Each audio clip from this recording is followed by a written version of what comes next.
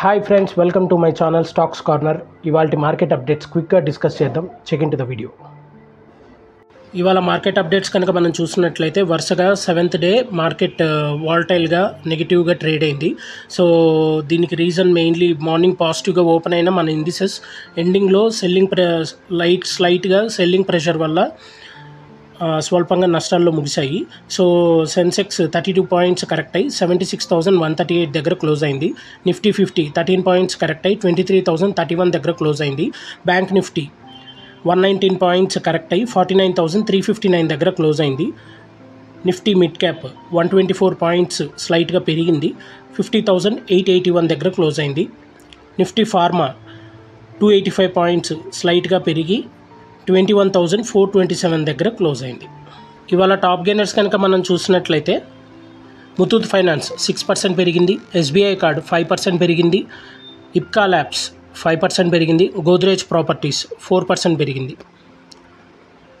అలాగే top losers కనుక చూసినట్లయితే అదానీ ఎంటర్ప్రైజెస్ 4% కరెక్ట్ అయింది, వరుణ్ బేవరేజెస్ 3% కరెక్ట్ అయింది, వోల్టాస్ 3% కరెక్ట్ అయింది, పిఐ ఇండస్ట్రీస్ 3% కరెక్ట్ అయింది. ఇవాళ టాప్ న్యూస్లో మనం మార్కెట్ ట్రెండ్ గురించి మాట్లాడుకోవాలి. వరుసగా 7వ రోజు మార్కెట్ అనేది ఇండిసెస్ అన్నీ వాలటైల్గా 7th డే కూడా నెగిటివ్లో ట్రేడ్ అయ్యాయి.